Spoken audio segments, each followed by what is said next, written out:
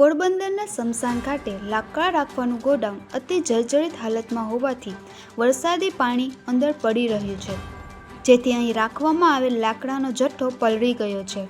ઉપરાંત ડાઘુઓની બેસવાની જગ્યા પણ બિસ્માર હોવાથી છત પરથી પાણી ટપકે છે.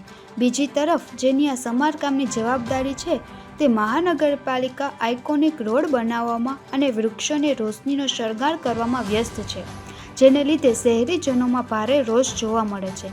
પોરબંદરના મુખ્ય હિન્દુ સ્મશાન ભૂમિ ખાતે લાકડા રાખવાના ગોડાઉનની છત જર્જરિત હોવાના કારણે લાકડાનો જથ્થો પલળી ગયો છે. મુખ્ય હિન્દુ સ્મશાન ભૂમિ ખાતે અનેક અસુવિધા જોવા મળે છે. ખાસ કરીને લાકડા, છાણા અને ઘાસ સહિતની ચીજો રાખવા માટેનું ગોડાઉન ઘણા વર્ષોથી બિસ્માર છે. છત ઉપરથી પોપડા પડી રહ્યા છે અને લોખંડના સળિયા બહાર આવી ગયા છે. આ ગોડાઉનની દિવાલ પર મસ્ત મોટી તિરાડ પડી છે, જેથી ચોમાસામાં વરસાદી પાણી રૂમમાં આવે છે. ગત વર્ષ પણ અનેક લાકડા, છાણા સહિતની ચીજોને વરસાદી પાણી ટપકવાથી નુકસાન થયું હતું. આ વખતે પણ લાકડાનો જથ્થો પલળી ગયો છે અને હજી પણ સતત વરસાદી પાણી ટપકી રહ્યું છે.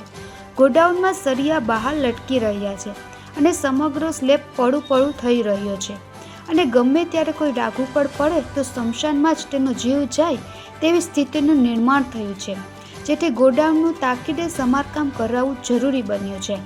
આ મામલે સ્મશાનના કર્મચારીઓ દ્વારા ઉપલી કક્ષાએ અનેક વખત જાણ કરવા છતાં સ્થિતિ યથાવત જ જોવા મળે છે. સ્મશાનના જર્જરિત ગોડાઉનમાં લાકડા કાઢતી વખતે અનેક વખત પોપડા પડવાનો અને તેના કારણે ડાઘુઓમાં નાસભાંગ મચી હોવાનો બનાવ બન્યા છે. બિસ્માર ગોડાઉનમાંથી લાકડા કાઢતી વખતે જીવનું જોખમ હોવા છતાં ન છૂટકે ડાઘુઓએ લાકડા કાઢવા પડે છે. આ ઉપરાંત સ્મશાન ભૂમિમાં આવતા ડાઘુઓ માટે અસુવિધા જોવા મળે છે, જેમાં મૃતદેહને લાકડામાં અગ્નિદાહ આપ્યા બાદ ડાઘુઓ માટે જ્યાં બેસવાની વ્યવસ્થા છે તેની છત પર બિસ્માર બની છે અને ઠેર ઠેર તિરાડો નજરે ચડે છે. તેમાંથી પણ પોપડા ખરી રહ્યા છે. અહીં પંખા પણ નથી.